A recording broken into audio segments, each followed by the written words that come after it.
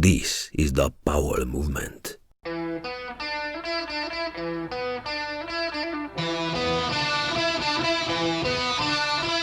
Welcome to the Powell Movement. I'm your host, Mike Powell, and if you haven't been watching Travis Rice's natural selection event, you are blowing it. I don't care if you're a skier, if you're a snowboarder, this is the best event I've ever seen in snow, and it comes down to an amazing concept, some incredible camera angles, the tech to support that, and the attention to detail that Travis Rice always seems to pay attention to for any and every event. It was so fucking awesome. I can't say enough good things about this one. And I hope that the folks at the Freeride World Tour were paying attention, as if they are able to produce an event like this one with their franchise, the Freeride World Tour, it would take that operation to a whole nother level. So that's all that matters in events this year. But moving back to the podcast, this week we are finally heading back to a business episode. And I know, I need to do a lot more of these. The goal always has been to alternate between business and athletes, but I always get blinded by the athletes. So I am psyched to have Troy Michels as my guest this week. Troy is currently the CEO at Resqwater, a recovery drink that used to sponsor the podcast, and the road to recovery drink is paved with some all-time job titles for Troy. Think Aspen, Shaun White, Target. But before we get into Troy and his awesome career, I need to let you know that I finally have a new piece of merch to buy, a Cole Headwear Powell Movement beanie. This all-black beanie features a custom Powell Movement woven logo patch, and the style is Cole's most popular beanie, so it's going to look amazing on you and it's going to keep you warm. It definitely helps support the show as well. You can find the hats and their limited supply over at thepowellmovement.com. The price is $30. You'll get yourself a beanie and some stickers. So that's what you can do to support me personally. To support the show, I want to ask you to tell a friend about the podcast and subscribe wherever you listen. Finally, I want to thank my sponsors who make this thing happen. They are the 10 Barrel Brewery, Stanley, Peter Glenn's Ski and Sports, Glade Optics, Weed Maps, and Elan Skis. Now, let's talk to Troy Michels. So I Googled you in the beginning. I was looking for your age to figure out, some of my research, and I might have had the spelling wrong, but the first person that came up was a Troy Michels who was a porn star out of San Diego, and then another Troy Michels came up who was a Call of Duty video gamer. Are either of these you? No. Are you familiar with them? No. Well, there's a porn star running around with Troy Michels as a name, and it is one of those names that could easily be a porn star's name, and when I say easily, it already is, but those are not you, and you grew up in Minnesota, the land of Prince, the Juicy Lucy, Target, and some of the biggest mosquitoes in the world. But the mountains there are tiny. How do you get into skiing? Actually, funny enough, I started snowboarding before I learned to ski. I got a black snow at Pomida. And Pomida was a store in Litchfield, Minnesota.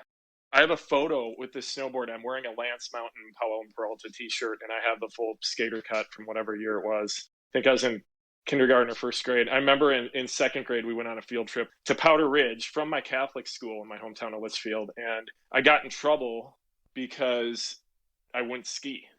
And I had, at the time, it was a Kemper Rampage. It was huge. I think it was like a 163 and it was way too big for me, but my sister's boyfriend had one and I wanted the same board, and somehow I talked my parents into getting me one. And then from there I got smart and I got I think it was like a total other end of the spectrum, a Burton Free 3 129, because we were like digging a half pipe at Powder Ridge and wanted a smaller board. But I got into skiing randomly sometime later on down the road just due to the influence K2 had in the Midwest. And my friends were all skiing, so I started skiing at some point. But yeah, that's how that went. So you started snowboarding at a time when people weren't snowboarding. You're talking like the mid-'80s? Yeah, like getting in trouble even. I mean, there was one pro, if you will, at Powder Ridge, and he had Craig Kelly's board, and then he also had a Burton board with like the racer bindings, and he'd wear hard boots. Yep.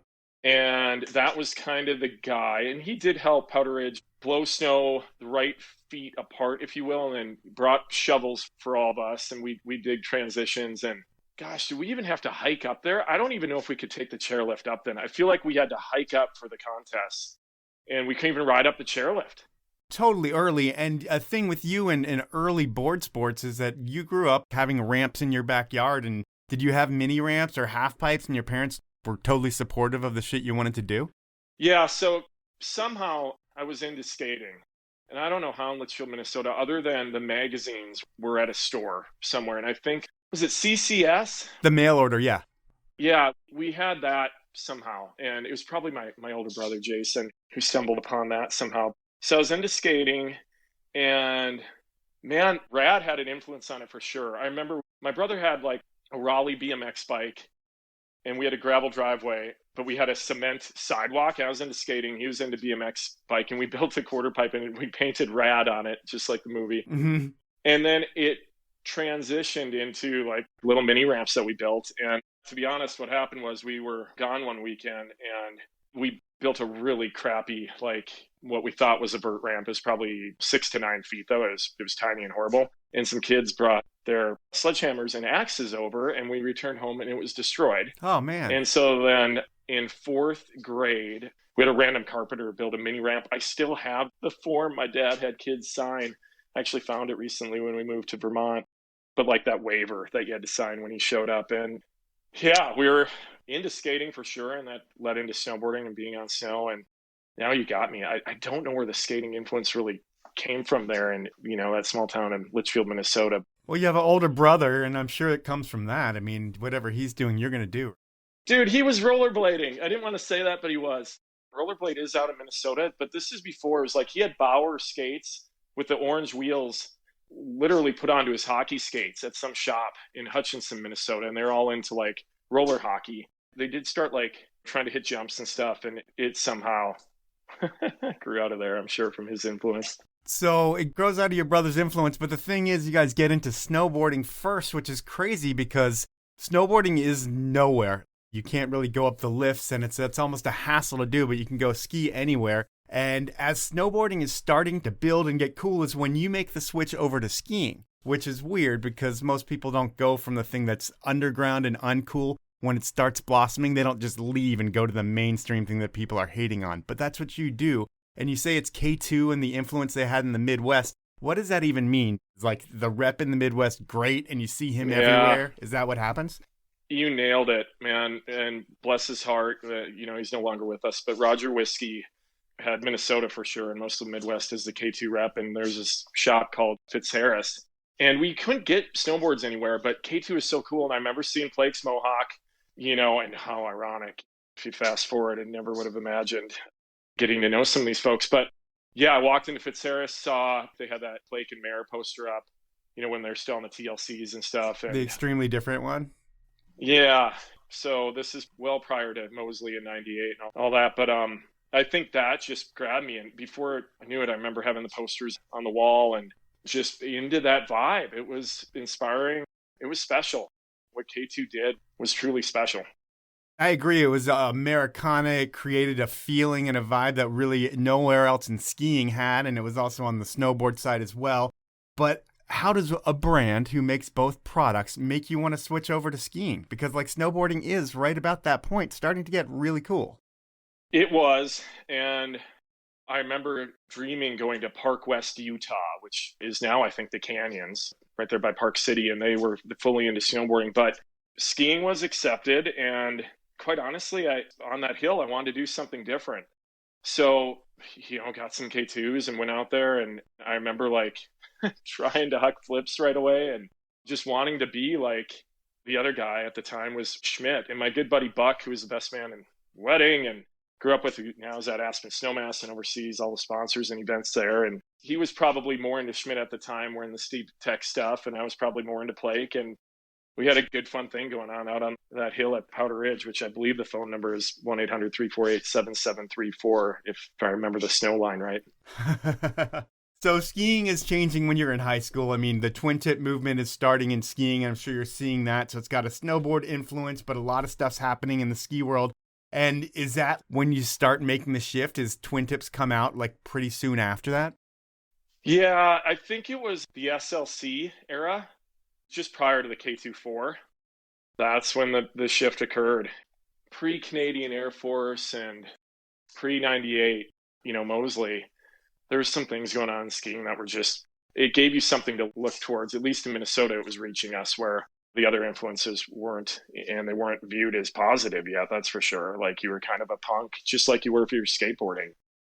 And I mean, at this point, one of the big influences on anybody who skied, and especially in your life and times, I look at is, I make a lot of assumptions when I do my homework on these podcasts. And for me, my big assumption is that High North Ski Camp out of Whistler is the biggest influence in your life, and it kind of shapes who you are and everything that you do. When is the first time that you end up going to High North Ski Camp? Is it as a camper when you're in Minnesota, or is it in your internship in K2? How does that all work out?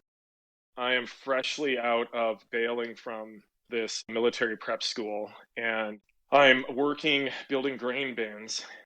And I believe I was a pilot at the time and fully let my dad down by bailing from this nomination that I got from a congressman or senator in my state. And wait a second. So now you just opened a whole different can of worms. So you go to this military school, you're being trained to be a pilot. You don't like the direction that any of that's going, and you are at a grain farm? yeah, so backing up, in high school, I probably already at this point dreamed of being out there on snow. However, from sixth grade on, my dad brought me to the Air Force Academy in sixth grade. I always loved seeing things fly around in the air, wanted to be a pilot, got my pilot's license. Kind of like instead of taking AP courses, I did that in high school and then didn't get in, but got nominated. So a congressman, I believe it was David Mingy, and then Senator Rod Grams, I believe these were where the nominations came from. And you still got to get appointed. So I was a pole vaulter, and the Air Force Academy was open enough to letting me go out there and kind of taking a look at me.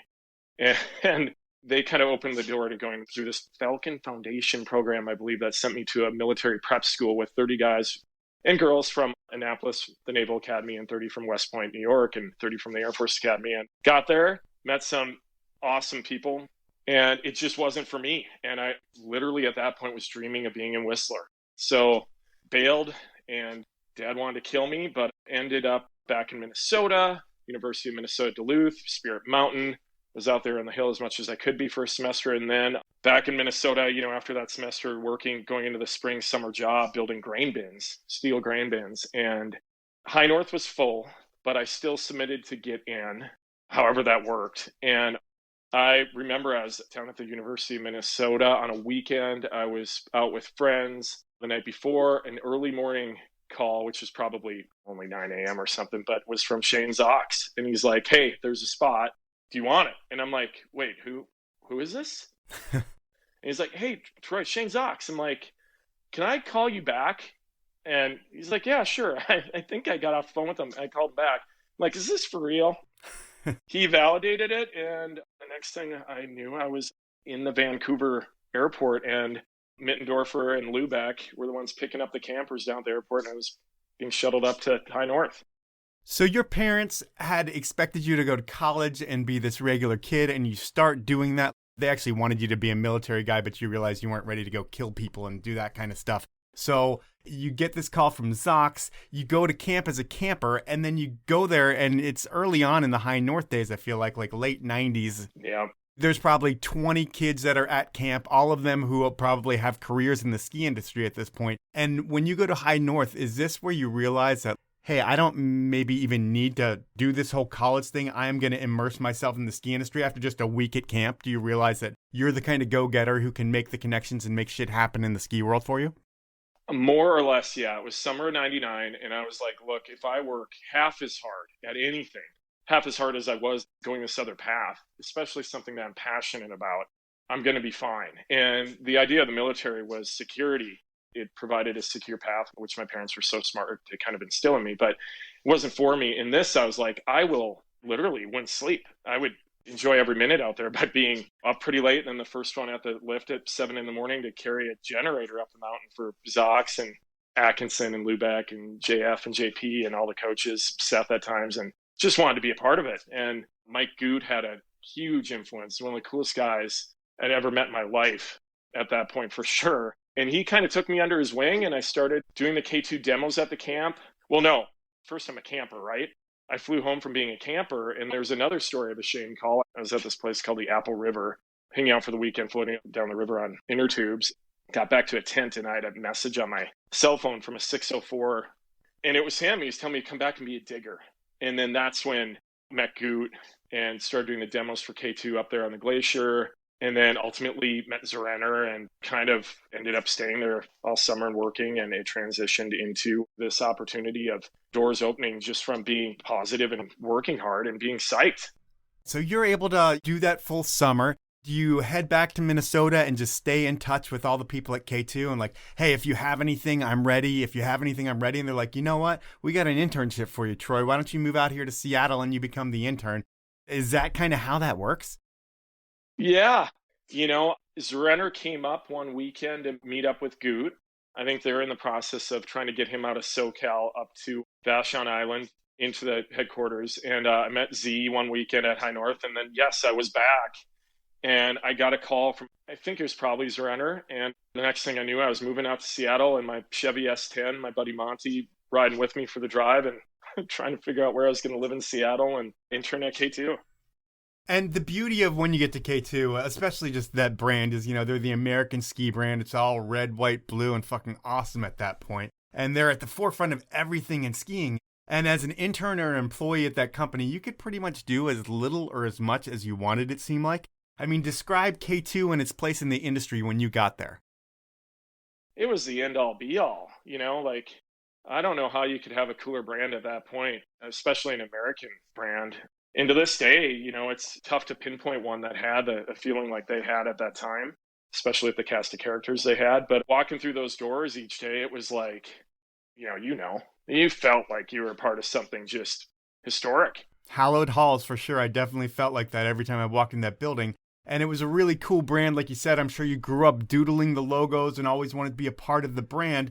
And the funny thing is, when you say cool, when you think back to you at that point, you had the nickname of Fitch. I don't know if it was because you had an affinity for Abercrombie, but you're coming from the Midwest and you've got that Fitch nickname and persona. Where does that all come from?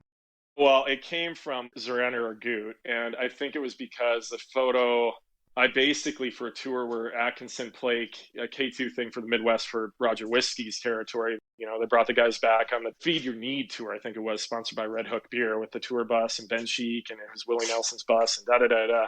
Well, Minnesota rep wanted a promotional poster, so I made a poster with myself on it, basically. And in that, Atkinson and I did a shoot with Bruce Rawls up in Whistler in the park. And in that shot, I was wearing Abercrombie green cargo pants. And I think that's where it came from.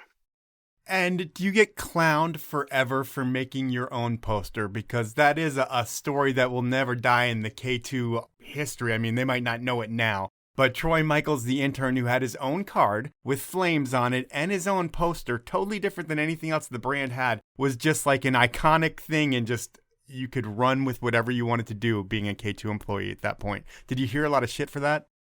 Years later, for sure. At the time, I remember Tim Petrick or Matura, the leaders of K2 at the time, like seeing certain things like that and just being like, how the fuck did that kid, what's going on here?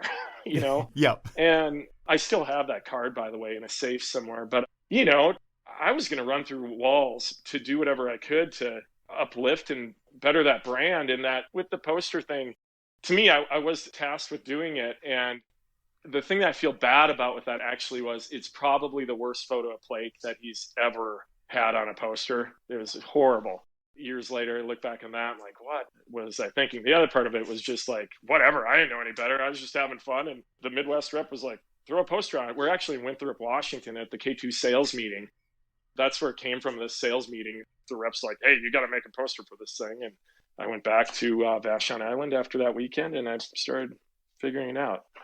And that's how things happen there. Someone needed something, you made it happen. And then the funny thing is, you're 20 years old, 19 years old at that point. There are some other classic stories that involve you back then. And the one that really people aren't going to know about, but it's worth bringing up, is K2 had a big race history back then. There was Dan Harvey and Van Brassington, and they had the race room. And at that point, the race room was an area where, as you can imagine, it was just like a shop on steroids, K2 style. These guys ran it, and K2 had a pretty serious and burly race program at the end of that time. But you, Goots, Maturas, that kind of ended the race program. And did you get banned from the race room? Is that what I hear? I don't remember being banned. I definitely remember Zerenner basically giving me the vibe not to go there so much. And you're right that whenever you walked over there, you were surrounded by, to me, anything with K2 on it at that point was just so cool. And that's where you could go and you just see the product come to life. Now it's time for a sponsor break, and my first sponsor is the 10 Barrel Brewery out of Bend, Oregon. They have been brewing the best beer in the Northwest since 2006, and they started as a bunch of friends who live beer, brewing, and drinking it outside. Over the years, they have grown, but they have never forgotten their roots in skiing, snowboarding, and biking. I could list the countless things they have done for the sports and athletes, or even better, list the things they've done for the causes like the Surfrider Foundation and Protect Our Winters, but I don't have enough time. What I do have time to do is ask you to pick up a 6-pack of 10 Barrel next time you're at the store. And if you are more of a booze person, 10 Barrel mixed drinks pack a punch. To find out more about all things 10 Barrel, head on over to 10barrel.com. Next up, it's Glade Optics, and I really want you to check out Glade. They are owned by a dude, Kurt, who lives in Breckenridge, and he has mortgaged his life to create this goggle line. And since 90% of goggle manufacturers are big corporate entities, Kurt is going up against some big marketing budgets. But with Glade, it's not about marketing. Sure, Backcountry Magazine and Free Skier and Mountain Gazette, and I swear by the brand, but the reason Glade exists is to give you amazing goggle choices without having to pay $300. I've been rocking my MagFlight goggles for the past couple of months, and I love them. There's no easier lens to change, they don't fog, they look great, and they won't break the bank. And when you go to gladeoptics.com, use the code TPM10 at checkout, and I'll save you an additional 10%. My final sponsor in this break is Stanley, and they pretty much invented the category of containers that keep things hot and cold over 100 years ago. What was revolutionary back then is essential and more important than ever right now. This year, if you are going to do the mountain or any outdoor activity right, you're going to need to have soups, coffee, water, hot chocolate, whatever you possibly can in the car, in your pack, and most likely you don't have all the containers you're going to need to keep them hot or cold. Good thing is, I'm going to save you 30% on all Stanley products. To get the deal, head on over to stanley-pmi.com, go shopping, and enter the code DRINKFAST, that's all one word, all lowercase at checkout, and you will get that deal as well. Those are my sponsors for this round. Now let's jump back into the podcast. Eventually, your time at K2 comes up because you're an intern, and while you have a longer than normal internship, I believe it's almost like a year, it's time for you to figure out what's next. And do you head back to Minnesota and then find Universal, or do you line Universal up with K2? Because it looks like you do PR in Orlando, and that's a totally 180 from what you're doing in Seattle. How does it all come together? Yeah, so while I was at K2, I was actually trying to take classes at the University of Washington online, actually, at the time, which was fairly unique. But I ended up back in Minnesota at the University of Minnesota in the Twin Cities. And I got connected somehow with somebody at Universal where I submitted for another internship or whatnot. And I remember, I believe the professor was Mark J. Weber, the Carlson School of Business at the University of Minnesota. I had no credits or anything, but I had this opportunity. I'm like, can I bail and go and intern? It's like, yeah, we'll give you credit for it. So I go, and I'm in PR there. They wanted to extend that internship to her, turn me into a coordinator or assistant or whatever it was.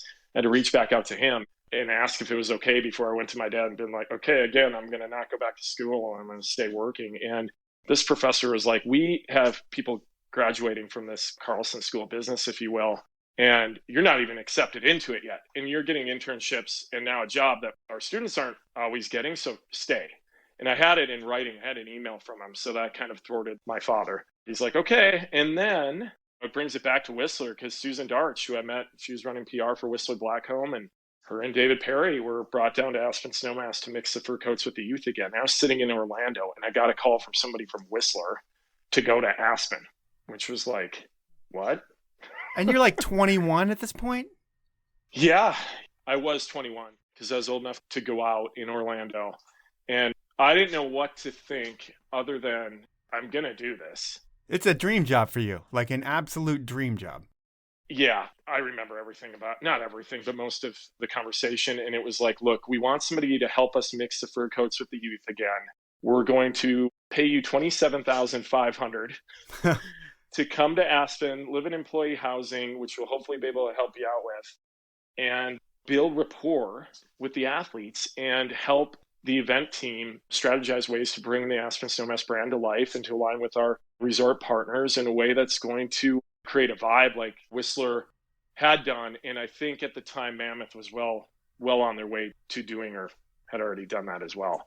So when you're charged with creating that vibe, have they already signed deals to have the X Games come to Aspen? Because it all lines up where you get to Aspen, and I think in like year one, you have the X Games to play with. Is that how it worked out? You know what's funny? It's off a little bit there, and I have tried to piece this together, but the first time there was with Szochs. I was in Szochs' living room in Whistler, and Ryan Schmies from K2 was there, and he's like, guys, Red Bull's bringing me to the X Games, and you guys should come stay with me in the Red Bull house. You just got to figure out how to get there. So Schmies and I flew back to the Midwest, took my mom's car, and he came over from Wisconsin, jumped in, and we drove to Aspen, and we slept under the ping pong table in the Red Bull house. This is when Danny Cass and Dingo are running around with their stencils, spray painting grenade on everything they can with the, they had the Patrick Swayze posters and all that sort of thing. And Mad Mike Jones rode his motocross bike in through the Red Bull house and up the stairs, almost ran over my feet. That was the first year of the X Games in Aspen. So I come in right after that. So you're at Universal at that point and get hired right after the first X Games? Yeah. So it's like when they offer you the job and they want you to be a marketing manager who's going to work with the athletes and culture of Aspen and make it cool again, you're like, holy shit, yeah, you just brought the coolest event in all of action sports to Aspen, and now I'm going to be the man at this event, is pretty much what they're telling you? Yeah, there was a little bit of another door that helped crack it open, in that they needed help with World Cup ski racing, with the World Cup events. So somebody by the name of Nancy Shankman was overseeing that. So I had to interview with her as well. So I think they justified it in the budget by way of, this person's going to start off the year helping with World Cup.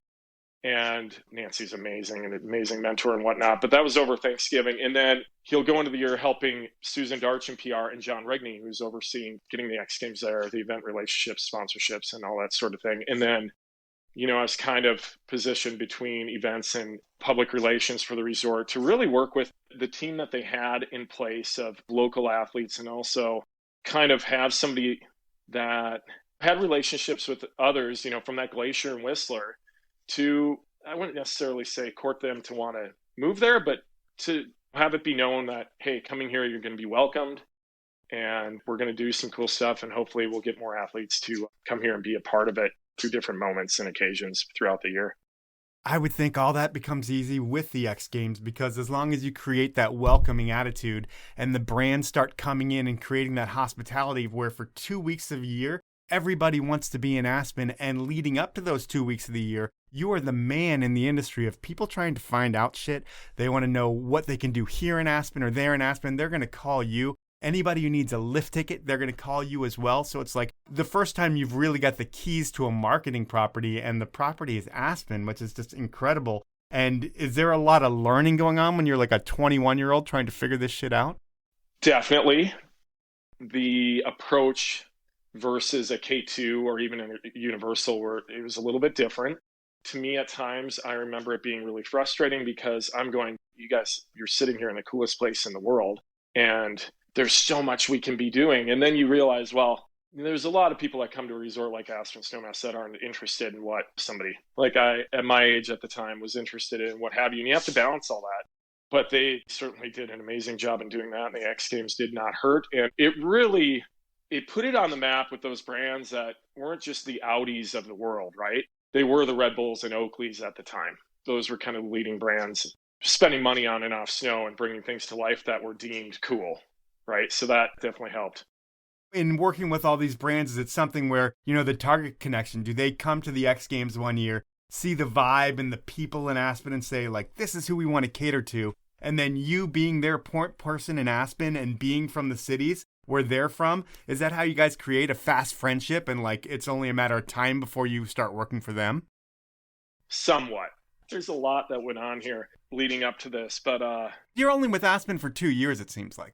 You do a couple X Games, you have a bunch of big events, but you make so many contacts in those 2 years. I mean, I look at it as when you're the guy giving out lift tickets, every single person who matters is calling you. Whether they're a celebrity, whether they are a marketing person, whether they are an athlete, they're going to have to go through Troy to get onto Aspen's property. So you make connections with everyone in the world. And then when brands want to come into town like Target and they want to find out where to stay or anything like that, they're going to connect with you as well. For them, it's special because you're a Minnesotan, so you have a connection with them. But you know everybody and make so many connections through that gig, just the lift ticket part of it, I would think. Yeah, and there's something that happened in between here. I actually left for a stint. I got hired by Oakley in between the 2 years, and I ended up not taking the job. Well, I did and didn't. So what happened was somehow through Greg Strokes or Pat Mack, I got to know Scott Bowers, who was the head of marketing at that time. And I had always wanted to work for K2. I'd always wanted to work for Oakley and even really Red Bull at one point as well, if I'm being totally honest. But got this gig. It was a tech rep gig, and Aspen Snowmass came back to me, and John Rigney created a really special opportunity within the resort to work with him and his team, and still Susan Darch and hers, but really putting this together to, if you will, mix the fur coats and the youth again. And I don't know how this came to be, but I was so torn about going back to Oakley and telling them no. It somehow got back to Scott Bowers. He called our home phone, and my dad picks up. My dad is like, there's some Scott Bowers from Oakley on the phone. I swear this is how it went down. And I talked to him, and he's like, look, you can do more for Oakley by staying in Aspen. You know who it was? It was Joe DeRazio from Oakley. I'd kind of confided in. He kind of shared it. And then I ended up going back to Aspen for that second year. And yeah, it was approaching the heyday of it all. I mean, it wasn't quite there yet, but working with guys, especially guys like Chris Davenport, who's probably the most professional athlete I've ever worked with. Yep. And you had Gretchen coming into her own for sure. It was a special moment in time there, and brands were taking notice, and Target was running around there and definitely had their eyes on it because of Shaun. So they're already working with him? Yes. Target signed Shaun in 2002, I believe. So you're with Aspen through 2004, I feel like, but you had that little break in the middle that really didn't happen, which you just explained. And this is kind of where I look at your world like you had the greatest gig ever. Like I thought you're going to be in Aspen forever because you're going to be the marketing manager. I didn't realize how bad they lowballed you, but I kind of expected that because that's what happens to a 21-year-old when you get a rock star job like that in ski or snowboard. But it's shocking news when I hear that you're going to leave Aspen. I was like kind of confused as I was like, that's where you're going to be. Do you have to pitch to Target that you want to do this for them, that you want to help create this lifestyle aspect that they want a part of, that they've been coming to Aspen and seeing and really want to expand throughout their whole brand? Or do they come recruit you and be like, hey, Troy, we know you have these relationships and you're a Midwesterner and we want to help build this and we want you to be the point guy to do it? How does that work out? So in between all this as well, I met my future amazing wife, Angela, and she was at Target. And through that, I had line of sight to what was going on within Target marketing just via hearing from her. And this job came up in event marketing or experiential marketing. At that time, it was hard to get people from New York or LA with the right experience to move to Minnesota. Because it sucks. And sorry.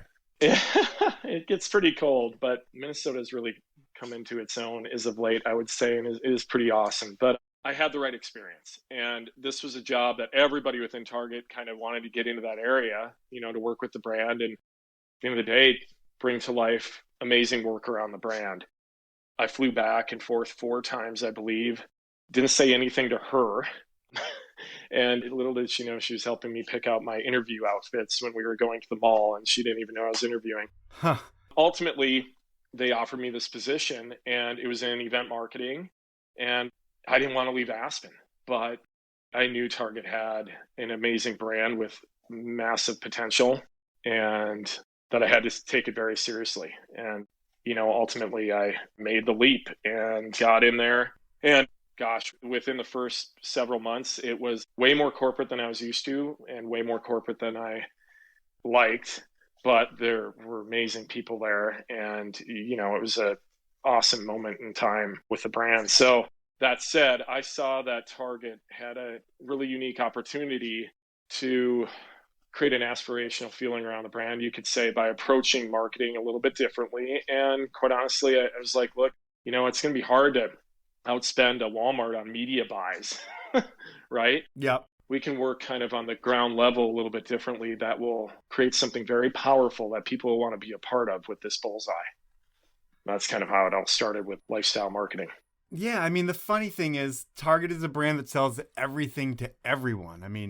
When I think about brands in the space, the brands that have been able to do it are the ones that have been there forever. the Taco Bells, the Mountain Dews. They're giant corporate brands that have been able to infiltrate the arena of action sports and be authentic because they create experiences, they support the right people, and they have cool people involved.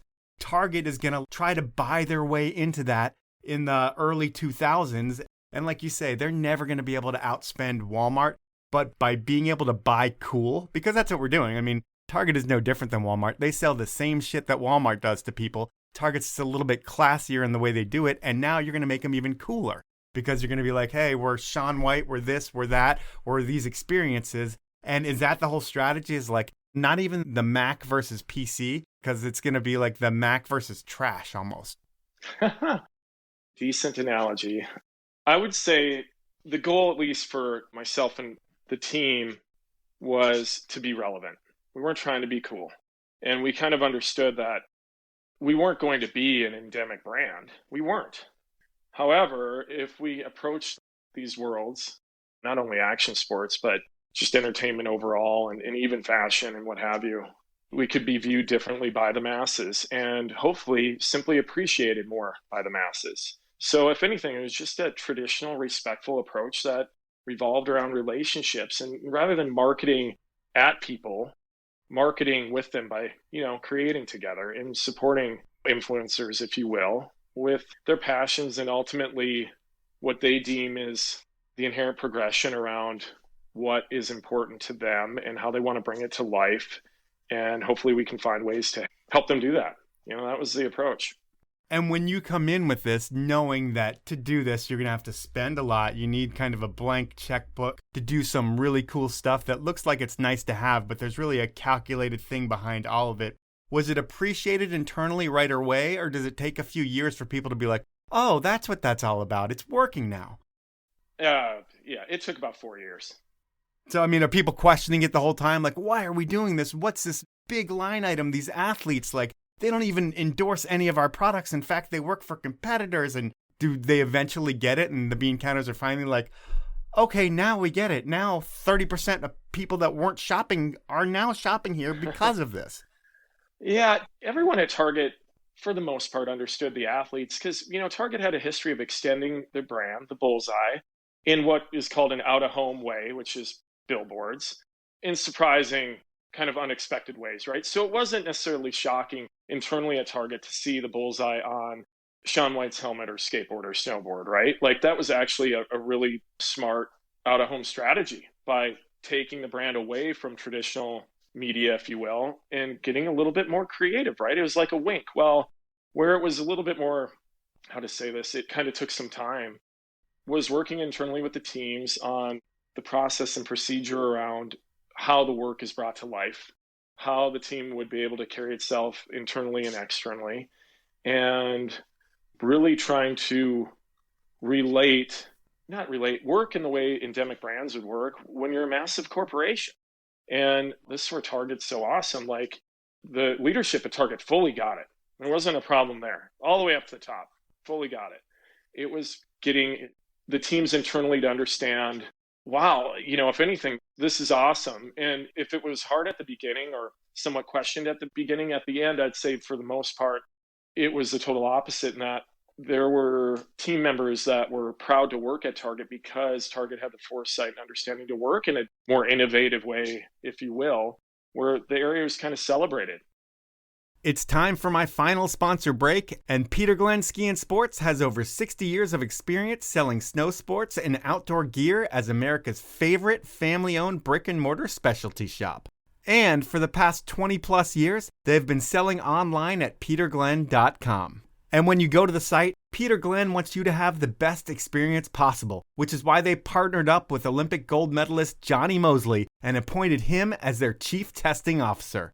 Johnny's job as CTO is to test the new gear and report back to you with his results. You can find Johnny's reviews on Peter Glenn's website and social channels. And to celebrate this continued partnership, Peter Glenn is giving away Peter Glenn hats with Johnny Mosley's autograph on them. There will be 10 lucky winners selected, so make sure you enter now. Here's how to enter. First, make sure you follow Peter Glenn Sports and Johnny Mosley on Instagram. Second, like the Johnny Mosley autographed hat giveaway post. And third, tag 2 friends in the comments. It's that easy, and a winner will be drawn on Friday, February 26th.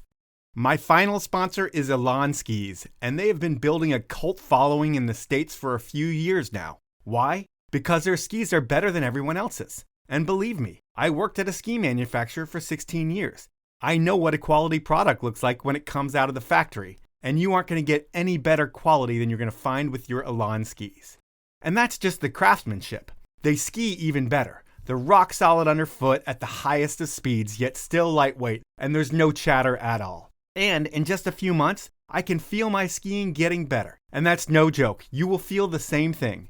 To find out more about all things Elan, head on over to elanskis.com. Those are my sponsors. Now let's jump back into the podcast. By the time 2006-ish rolls around, I think Shaun White's video game and the Target Chalet at X Games, and that's the first big synergy between taking one of these athletes and creating a unique property around it that only Target has. I think what you're bringing up stems from the Mark Borden article in Fast Company, where after the 2006 Olympics in Torino is kind of a gift to Shaun. Target took his family to Costa Rica, and we were fishing on a boat, and he told me about the plan with Ubisoft to create a video game, and he's like, let's build the Target Chalet within it. And it was just so cool, his foresight to all this, but also the way Target approached it is before we knew it, we're out in Montreal working with Ubisoft on the video game, in there, partnering on it in a way that I think was fairly unique for the time. So that's very successful. Is that kind of what lays the groundwork for the shoes and then eventually the clothing? And are you involved in all of that? Yeah, so I definitely was. I oversaw all of that in terms of the contracts and what have you, and in partnership with the various areas of merchandising that we teamed up with to bring it all to life. But, the initial idea was around a clothing line. And Shaun grew up shopping at Target. To him, it was special. And he wanted to create an offering that would resonate with everyone, whether you're into the things he was into or you're just a little kid growing up. And hopefully your mom has the opportunity to find apparel that will resonate well with your group and the subculture that you're into, Yeah, I mean, my kid grew up in that pocket of when Shaun White, his clothing was the shit for kids 4 to 12, it seemed like. And he looks good in all his pictures because he was wearing all kinds of Shaun White stuff. But I would think that was a major cash cow for the brand.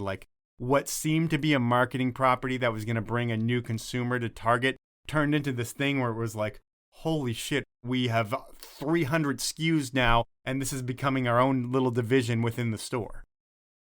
It was successful, to say the least. It did really well. I think it's fair to say well north of $100 million or so. But Shaun's special, and he had a special relationship with those that were following him, and he had really good team around him, and his brother Jesse and his agent Mark Irvin at the time working with Target allowed it to come to life and be a hit. And what happened with that? It seemed like it was going, and I don't know if you were still at Target when I think the Shaun White clothing line fizzled out, but it seemed like Shaun White went away, and we were bummed because we were like, hey, we can't get any more Shaun White stuff anymore. We didn't buy the shoes, but we did buy all the clothes, and then they were gone. Yeah, it's pretty normal in a mass retailer to have change, if you will, right? And also Shaun's opportunities coming at him every day. And it was just time, simply time. I mean, I think it could have gone on for another 5 years and it would have been fine and people would have still bought it. Whatever, he made a shit ton of money off of it.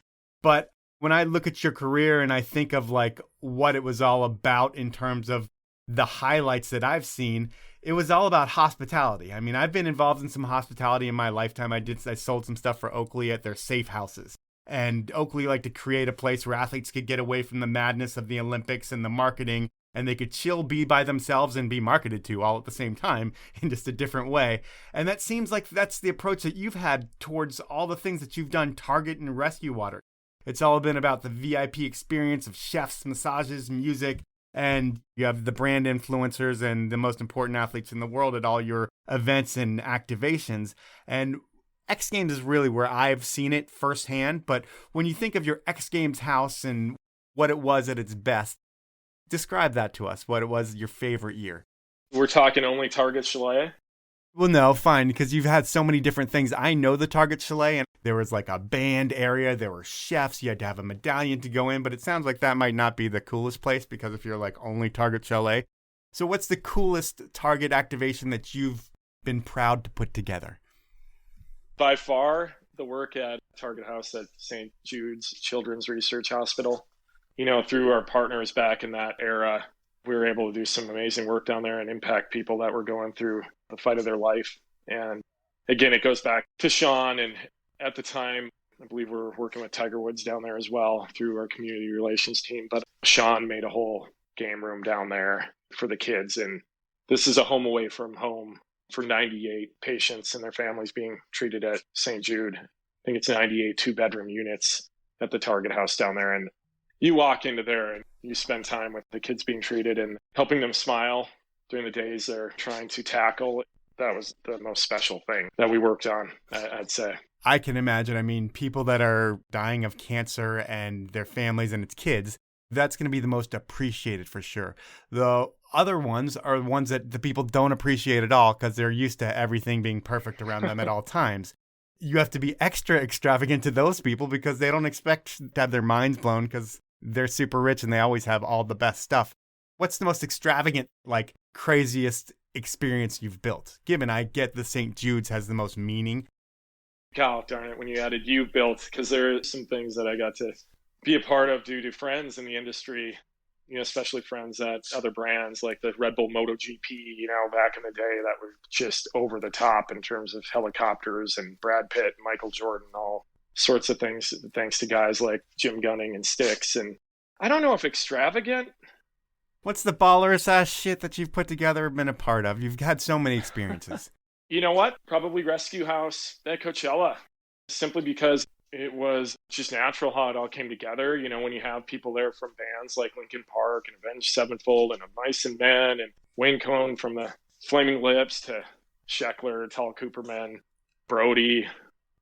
That was just special. It was just all friends coming together and having a blast. All right, well, I have to get into something that I call my Weed Maps question of the podcast, and I'm going to bring it into around hospitality because you've had to deal with all different kinds of people, and I'm sure there's been crews that smoke a ton of weed at some of your events. Now it's legal, we can talk about it, but was there a person or crew that were like the non-stop weed smokers that didn't give a fuck if people knew that they were smoking, but for you it just seemed to always be a headache or like, holy shit, we got to keep these people over here so they don't bother the rest of the crew?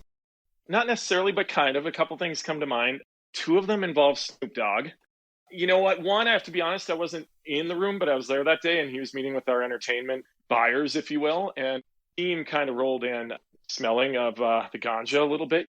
Like he could smell that they smelled like weed, and he asked members of his team to step outside, and they left the building. It was really total class act move and well played by Snoop, and a story that lived on within the Hallett Halls there. And another one with him was at the Vibe Awards, actually. I was sitting next to Quincy Jones, and Snoop walks up kind of backstage, and he had a joint or whatever he had. And it's Quincy, and he quickly puts it out of respect or gets rid of it. I think he threw it on the ground, stomped on it, and shook Quincy's hand. And it was like, he definitely respected this man in a big way. I don't remember you being a pot smoker. Did you ever partake in any of that, or did that kind of get in the way of your organizing and networking and stuff? No, it's not me at all. I'm just not wired that way. But there was a good one that I'll fess up to at an event in Aspen where certain people gave me weed water once, and I wanted to call the cops on myself because I was so paranoid. And I think they mixed it into a Moscow Mule, and those people will know who they are. And it definitely sent my night into another orbit, if you will, and I'll never try weed water. I'll tell you that. All right. That's my Weed Maps question of the podcast. I'm going to have a few words from them. Weed Maps is exactly what it sounds like. It's simply the place to go online when it comes to finding what you need so you have absolutely nothing to worry about. The cannabis market can be a bit of a treasure hunt, but Weed Maps will get you straight to the source with no worries. Whether you're seeking out the best locations, deals, doctors, or strains, we offer online ordering and delivery where legal. No need to waste your precious time searching elsewhere. Go to weedmaps.com or download the free app today. It's your ultimate guide to cannabis. Weed Maps. We could spend a whole podcast talking about Target experiences like your X Games house or your North Shore house, or you used to send gift cards. I worked at K2 and we'd get an envelope once a year, it seemed like, and a gift card would be for me, for Goot, for Schmeez. And they got more than me, but you knew them better than me. But it seemed like we'd get like 50 to $100 every year from you just from Target. And it was like, oh, we love Target. And if you did that for us, you did that for so many different people. And it just created well-being with people behind the scenes in the industry. Did you feel like you were kind of the Don at Target? Like almost all the people and events that are happening with the brand are going through you and your team, and you're like the Don behind it all? That probably came from an influencer list that we did kind of curate, which was fairly normal for whether you're in my area or you're in publicity or what have you, sending things out to folks. But no, because you know what? There's so many more things going on at Target that were definitely equally as important, if not way more important, and equally as special for sure. There's a number of amazing figureheads in there during that era, especially within community relations. And at the time, Target giving back 5% of the pre-tax profits to local communities, and you could select on your Target visa where you wanted the funds to go to. I mean, Target's amazing and continues clearly to be. So no, if anything, you'd go in there and feel like you're contributing at a level that you needed to in order to align with everybody else who's doing great work. All right. So at this point in your life and times, you have this amazing job. You're traveling to all these events and creating events in rock star style, and you partied. Like really, to me, you are the stereotypical Midwestern that I've grown to know, and the fact that like you have FOMO, you don't want to miss whatever's going on, whether it's late at night or early in the morning, you're always going to be there. You're going to send it. Like all the Midwesterners I know, they're like bred because it's so cold that they can be up drinking until 3 a.m, then they can be up for first chair at 7 a.m, and nothing's going to slow them down all day long. That seems to have always been you, and you've always been networking and social and doing that throughout your life, and that's kind of maybe what makes you you. Is that fair to say? Yeah, for the most part, definitely in the early days in Whistler, is I would be out late, and first chair. I think later on in life, definitely at Target, I took it so seriously, and the team would attest to this. It was like, if anything, people wanted me to lighten up a little bit and enjoy myself more. And looking back on that, I kind of wish I did. I wanted everybody else to have such an amazing time that I was a little bit more focused on just everything, the variables going on to bring to life a special, whatever it might be, an evening, an event, a campaign, or wherever we were, whatever it was about. It was game on.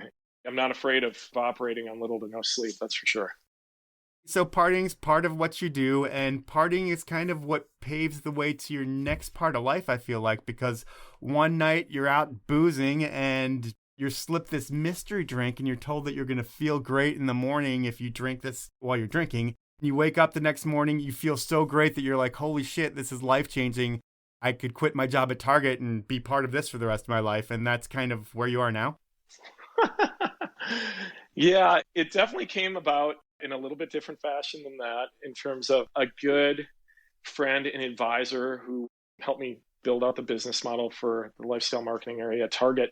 Grew up next door to this guy named Steve, who came up with the idea for Resqwater, and simply asked me, hey, I have this buddy, he has this drink, he'd like to get it involved, and he'd like some help with the marketing, if you will. And the first thing I'm thinking is like, what is this stuff you're talking about? And they're going to go play in like Gatorade to the energy drink sandbox? Like, that's not going to work. But yeah, send it to me, I'll try it out. And then I find out it's nothing like what I was thinking. It's not a competitor to typical sports drink or an energy drink, and that it has no stimulants or caffeine. It's just a really healthy overall beverage. And I tried it, and I'm like, oh, wow, this stuff is special. I drank it the way they told me to, before I went to bed, and woke up feeling great. I'm like, okay, let's have a chat with these folks.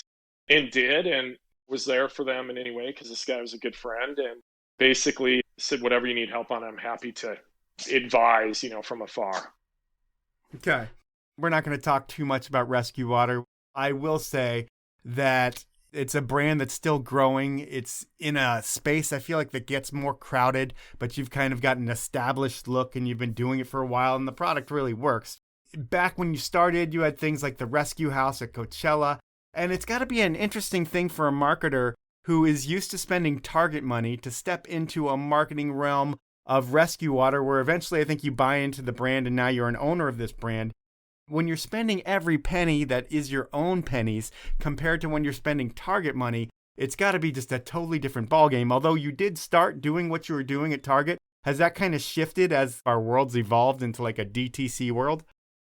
Oh my gosh, totally, yeah. And in looking at how the other brands had done it before us in trying to be the next category defining brand, there was a time where you wanted to bring things to life in a way that we did that would create groundswell and a following and something special people wanted to be a part of. But there's also this convergence of digital and e-com and Google AdWords and Amazon marketing where ultimately things naturally transition, right? And today is a lot different than even just a couple years ago and how you have to go about bringing a brand to life.